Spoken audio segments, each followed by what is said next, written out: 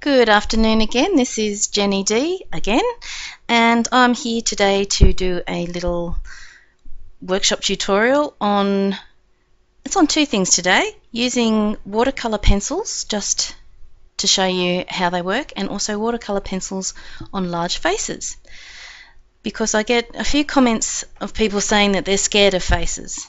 Now, there really is no need to be scared of faces. You just need some good quality materials. Now, you can buy these watercolor Derwent pencils separately. So if you are interested in doing faces, and if you only want to do small faces, I recommend going and getting the Flesh Pink number 16, and it's around about $4 for one pencil, and then you're set. You can just use that on small faces. I'll just give you an example of a small face. So that's a smaller face that you could just use one colour on, doesn't need any shading. It's got a little bit of a circle there for you to put blush in if you want to, put a bit of pink in there. But you can just use the Flesh Pink number 16 pencil on that, and you're done. One thing I do recommend with faces is don't overwork them, because the more you overwork them, the older they are going to look, and most of the faces are supposed to look young and fresh. So with this page I have started already, because it does take just a little while, and I've filled in this area with just a nice layer of the Flesh Pink number 16 Derwent pencil, and all I've done is laid down a nice even layer, apart from some areas where I've left it white for highlight, and those areas are in the neck. You have to imagine that the light is coming from this direction because the nose line is there, which means that the shadow is going to be in here. So the light's coming from here. There's a little bit of a highlight there, a little bit of a highlight on her chin. There's always a little bit of a highlight in the nostrils and on the nose. Everything else I've just filled in with the number 16. Now I'm going to take this is brown ochre number 57 Derwent pencil. So if you're wanting to do a little bit more complicated shading in the larger faces, you don't have to. You can just leave them with the Flesh Pink and maybe leave a few areas in white, and it will still look very nice. It doesn't have to be worked in shading areas. So I'm taking this brown ochre number 57, and I'm going to shade in this little area here, because it's under the chin. There's always shadow under the chin, and it's a sort of a little area where the fox's ears is over the top of the face, so that will be in shadow. A bit more under the chin here, around the fox's ear, because that will throw shadow onto her skin. Just a very light coverage. I'm also going to put a little bit under her eye. We always have a little bit of shadow under our eyes, and just over the top of our eyes, just in the corners there. In the crease of the nose, I suppose, is what you could call it. The crease of the nose and around the nostrils. You can imagine that if I drew a line down there to make it look like the other side of the nose, it would look overdone. So I'm just putting a little bit of shadow in there. On the other side of the nose, I'm going to make that a little bit heavier. And in the corner of her eye. Underneath her nose. And in that little lip divot that we all have. Just put a little bit more underneath her nose there. Underneath her lip.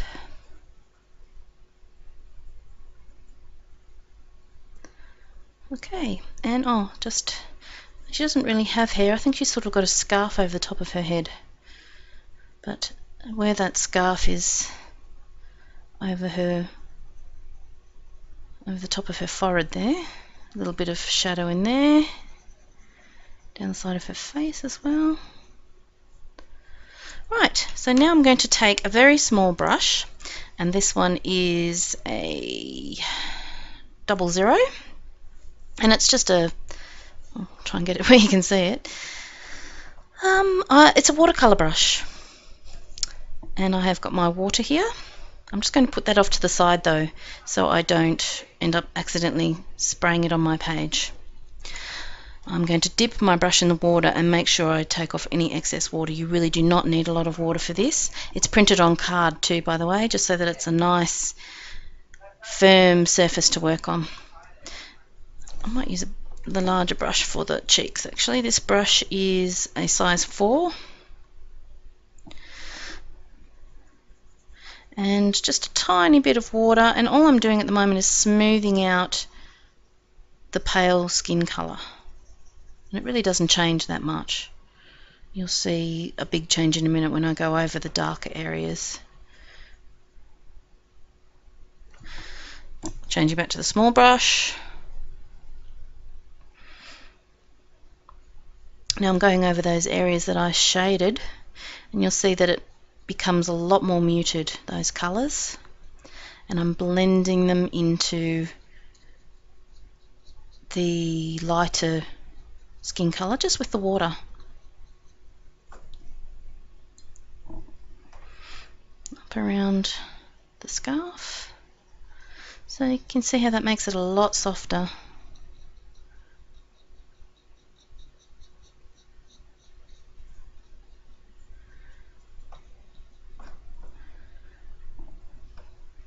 Over the eye. Now this I've printed on an inkjet printer, not a laser printer, so I have to be careful not to go too close to the black lines because they will smudge a little bit with the water.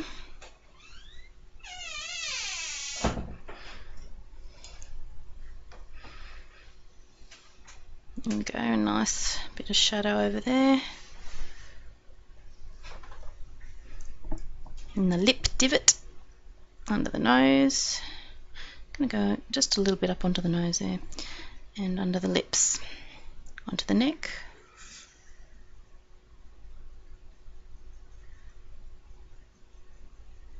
Now again, you could leave that at that point if you want to. There's just a little bit of shaping on the face, and that might be enough for you.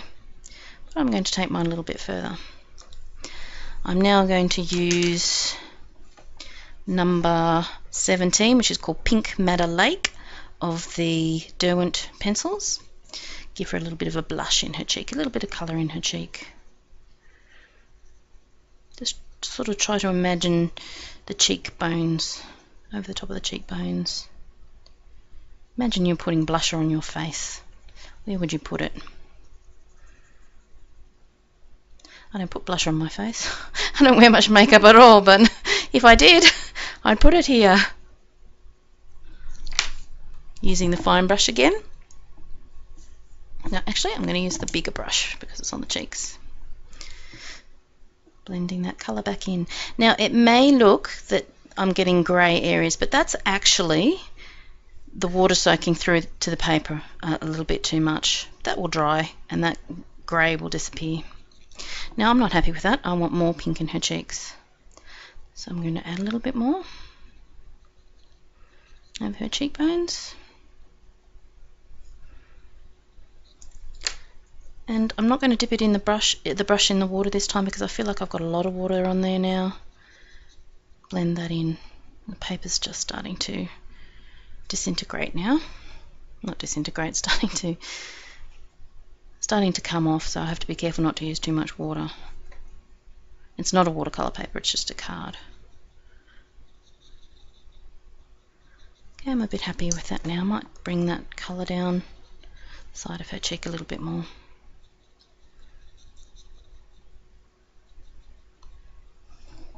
Now I would like some deeper shadows. So I'm going to use Raw Umber number 56 of the Derwent watercolours. And this page is still very wet, so I have to be very careful not to press too hard, otherwise I'm going to tear right through the paper. Under her neck, you definitely need a nice dark shadow under there. I'm just going to do that very, very carefully so I don't go through. And where the scarf meets her head, I want it darker.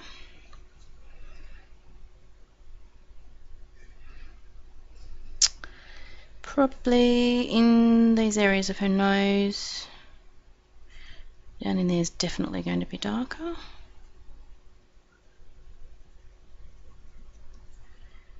Right, starting to like that now. Sort of got to play until you like it, but just be very careful not to overwork it. That will make your picture look like you've got an old person instead of a nice fresh young face. And I'm not going to add water to that at all. That will be my skin tone. I'll turn it around so that you can have a look at that. Now you can see that the paper's buckling a little bit. When that has dried, that will flatten out again. Now it does look a little bit stark at the moment, but that is because I have not done her lips or her eyebrows or her eyes. So let me quickly fill those in so that you can see what a difference that makes. I think I will use Rose Madder for her lips. Just a very light coverage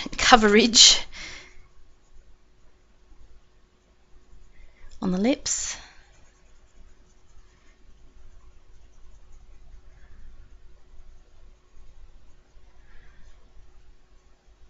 The top lip is always a little bit darker than the bottom lip. Not really sure why, it just is. Just over the top of those little mounds there, I'm going to make those a little bit darker. And then underneath where her lips meet, I'm going to make that a little bit darker. Haven't put any water on this yet. This area is still dry. And just come down there and leave the rest as a highlight area. And with a very fine brush, wet it and then get rid of a lot of the water.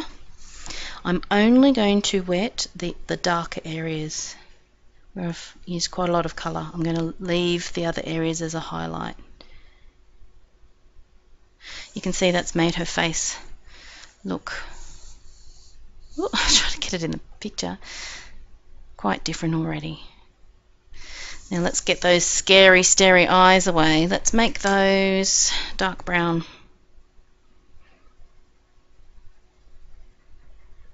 So that is Raw Umber number 56 I'm using. Leaving the areas in the photo that are, not the photo, sorry, the picture that are highlighted. And I've actually, when I've drawn that, I've actually made those as highlights for you. Little circles so that you know to leave those white. It's always a little bit darker just under the eyelid, so I'll put a little bit more colour there, and I'm not going to use water on that bit. I think that's dark enough. A little bit of colour in her eyebrows, same colour, it's the Raw Umber.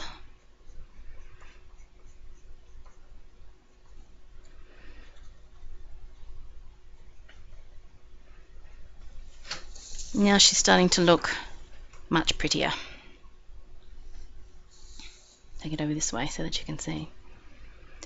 Now let's have a little look at an area that's not face. Just again to show you how these watercolour pencils can work. Let's do some work on this fox here.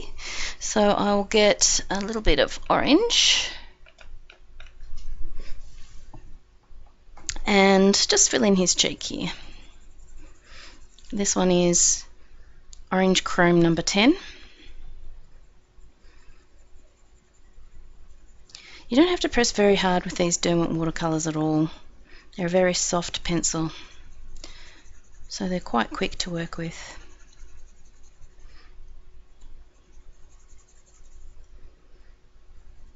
I'm just going to do this little area here. I'm not going to do the whole fox.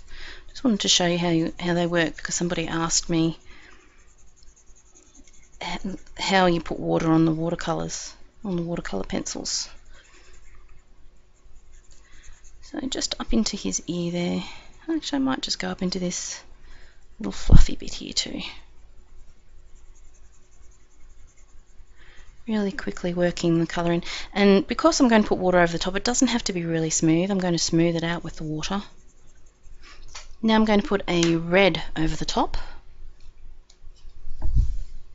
This is Crimson Lake number 20. And I'm going to put it in, let's put it in the corners here. So it's quite a different colour. What I'm aiming for now is a nice blend, a soft blend of colours. And up in the ear here, I think.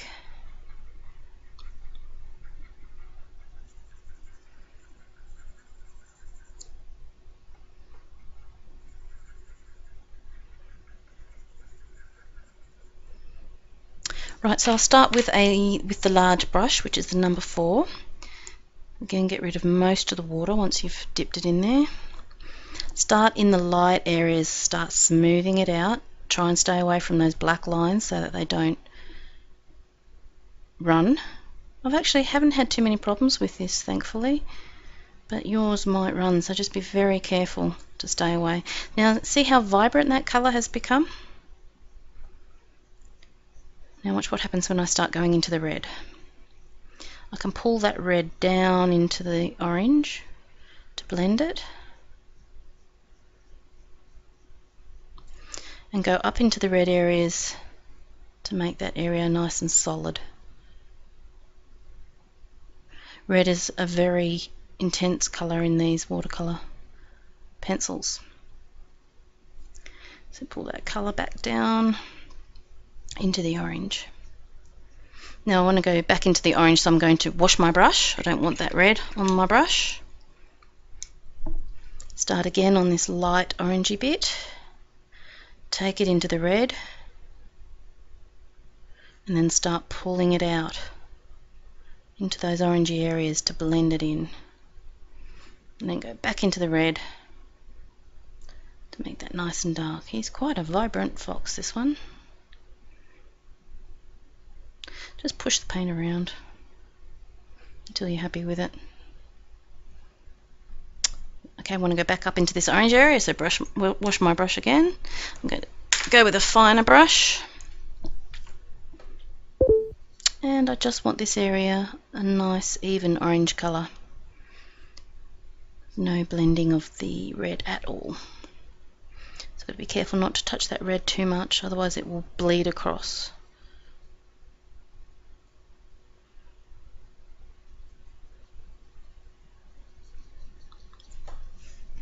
So there you go, that's what the watercolour pencils do. They give you a lovely, soft, blended look to the colour. I hope you've enjoyed my video today, and please remember that I do have my colouring book out, Jen's Arty Life, which is available at Lulu. If you click on the link, you can find that book. Thank you.